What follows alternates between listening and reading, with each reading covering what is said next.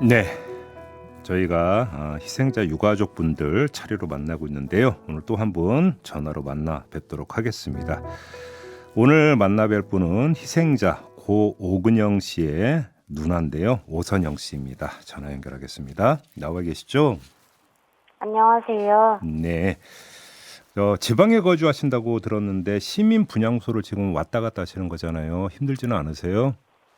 저는 49제 때 한 번 가고, 음, 그 뒤로는, 시간이 여건이 안 돼서 한 번도 못 가봤어요. 근데 그러셨구나. 좀 멀긴 하더라고요. 그래서 자주는 못 가겠더라고요.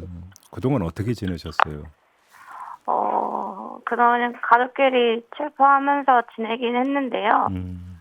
가족끼리 동생 얘기하면서 슬퍼지니까 가족끼리 동생 얘기를 최대한 안 하고 있어요. 가족 모이면 동생분 얘기를 거의 안 하세요? 네네. 음, 그러면 이렇게 여쭤봐도 될지 모르겠는데 네네. 그 동생분은 어떤 분이셨어요?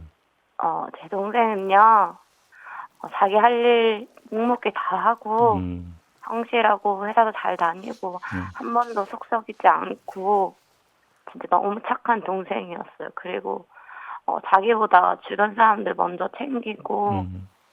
어, 그런 사람들 있잖아요. 옆에만 있어도 든든하고 힘이 되는 사람. 네네네. 네, 그런 사람이 바로 저희한테 음, 동생이었거든요. 음. 근데 동생분은 어떻게 그날 이태원에 가게 됐던 거예요? 어, 동생은 그 몇 주부터 이제 계획적인 사람이어가지고 음, 이날은 여자친구랑 이태원에 가서 밥을 먹을 거다라고 음, 얘기를 미리 해줘서 이태원에 간 걸 알고 있었어요. 그래요. 그럼 그 여자친구분하고 같이 가셨던 거고, 네네네. 그럼 여자친구분도 혹시 변을 당하셨던 겁니까? 아니요. 아, 그, 여자친구인데 생존자예요. 그러시구나. 네네. 그럼 여자친구분은 어떻게 그 뭐 부상 있고 이런 건 아니고, 여자친구도 압살을 당하긴 했는데 주변 사람들로 인해서 음, 이거 구해져가지고 예, 네네. 다리 부상 같은 건 있다고 했는데 예, 음, 네. 그렇게 되셨구나. 네. 그러면 동생분이 지금 변을 당하셨다라는 소식을 처음에 언제 접하셨어요?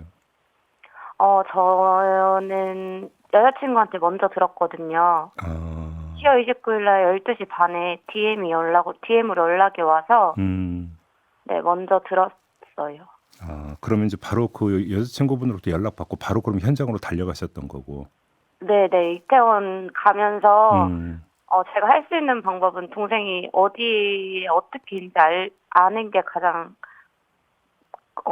제가 가는 동안 할 수 있는 방법이더라고요. 그렇죠, 예, 그래서 이태원 그 파출소 111, 그 근처 112 다 통화하고 음, 119도 통화하면서 갔거든요. 예, 근데 거기서 이태원역 앞에 상황보고실인가 거기 가면 음, 사망자를 알 수 있다고 예, 하더라고요. 예, 그래서 이태원 도착해서 글로 갔는데 시민들이 다 못 가게 막고 있더라고요.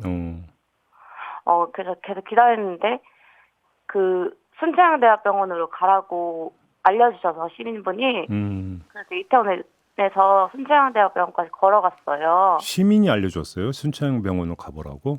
네네네. 어, 그래서요. 시민이 예, 거기 있는 경찰인가 소방대원한테 물어보더라고요. 예, 예, 예. 맡고 있던 시민이. 그래서 순천향대학병원을 일단 다 이송했다고 해서 순대로 갔는데 음, 거기 갔는데 알 수가 없더라고요. 계속 기다렸는데 소재 파악을 할 수가 없더라고요. 음, 근데 2차 다목적 센터인가 거기로 더 옮겨진다고 했잖아요. 예, 사망자는. 근데 저는 여자친구한테 이미 듣고 있었거든요. 알고 있었거든요. 음, 그래가지고 음, 사망했다는 걸. 음, 그래서 거길로 움직였는데 기다리고 있었는데 2차 브리핑 전에 서초경찰서에서 전화가 와가지고 음.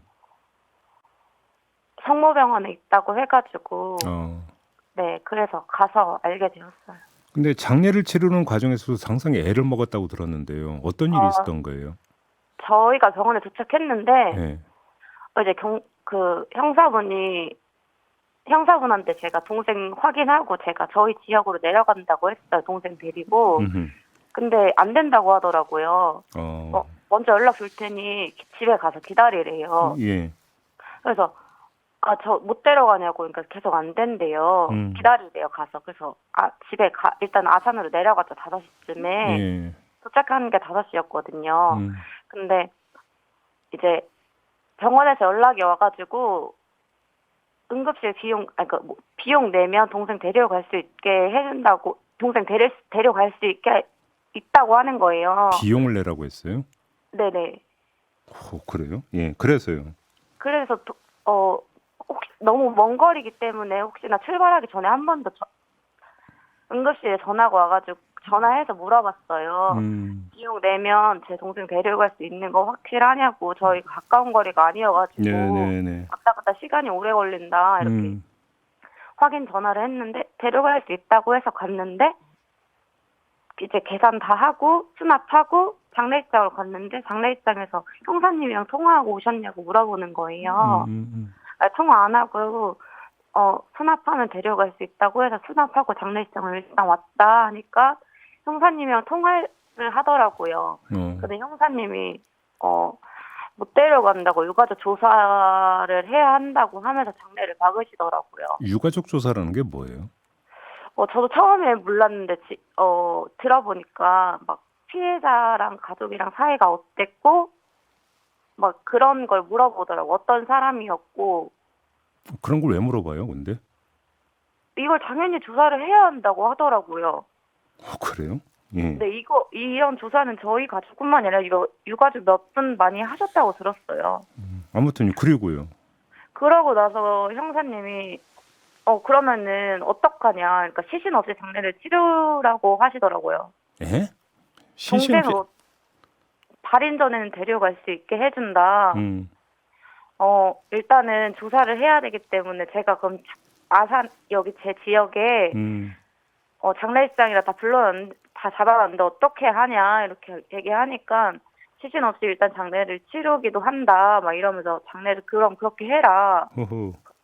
아니면 5일장도 막 얘기를 하시더라고요 그때. 그럼 동생 데리고 가면 그때부터 5일장도 할 수 있다는 식으로. 그럼 발인 전에는 꼭 보내주겠다, 꼭 데려갈 수 있게 해주겠다라고 말씀을 해주시더라고요.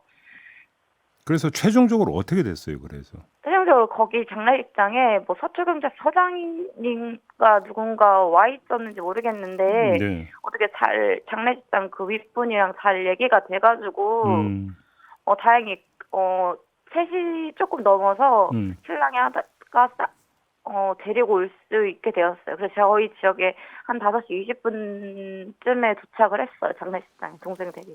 그렇군요. 근데 그 검안서 때문에도 그러니까 곤욕을 치렀다고 들었는데 이건 무슨 이야기예요?